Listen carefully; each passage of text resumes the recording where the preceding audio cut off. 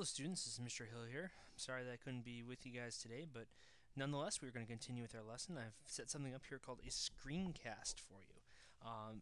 During this video you're going to be able to watch what I do on the computer screen here and be able to hear what I'm saying. So we're going to continue the lesson this way, and in hopes that you can still have your lesson today. You should have received a document that looks very similar to this, the Causes of the Revolution Notes. As we go through this screencast, I'm going to be showing you videos and a PowerPoint and also talking myself. And based on that, I'd like you to fill this out to the best of your ability. There's questions here to help you guide your notes, and you're welcome to rewind the video at any point so you can re-listen to something I said or something that popped up on the screen if it came by too quickly. So, without any further ado, let's go ahead and get started. Alright. Alright, welcome students to Mr. Hill's PowerPoint on Causes of the Revolutionary War. Let's review what we've been learning over the last week or so. First thing we learned about was actually last week. It was the Proclamation of 1763. Now, this very important document that came out from King George was a result of the French and Indian War. Do you remember why? Well, a lot of it had to do with the continuing relationship between the colonists and the Native Americans, which wasn't very good after the French and Indian War. They had fought each other for 7 years, and there had been encroachments on each other's lands. The colonists would be moving into Indian lands, and the Indians would try to get it back. And there had been numerous conflicts all along the border with the colonies.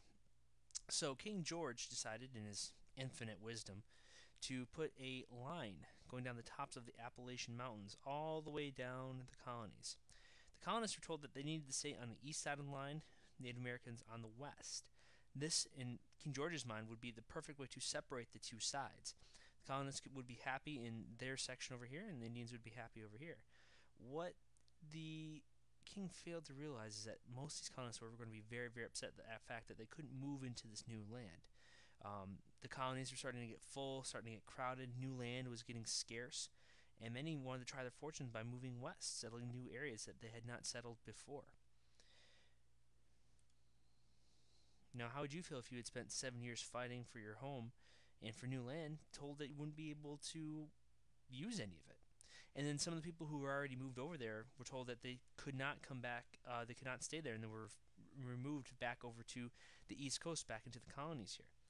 Very upsetting to many of the colonists, and was one of the first among many things King George was going to be criticized for, and would push the colonists towards rebellion. Another result from the French and Indian War was a huge war debt that the British now owed to many people. They had to pay for things like troops, supplies, ships, and weapons, costing millions of dollars. Where's all this money going to come from? The British just can't not pay it. They owe people this money. What they're going to do is actually look to the colonies to help pay for it. Up until this time, the colonies had not been paying a lot of taxes. The only taxes they'd really been paying were ones that they had decided to do themselves. Colonial legislators or assemblies would get together and decide what taxes they would have, and those representatives would come from the colonies and would be voted upon. The taxes that came from Great Britain were decided on by the king and by a group called Parliament, and the colonists had no representation among the king or Parliament. So these new taxes came without any representation, and the colonists would not be very happy about that.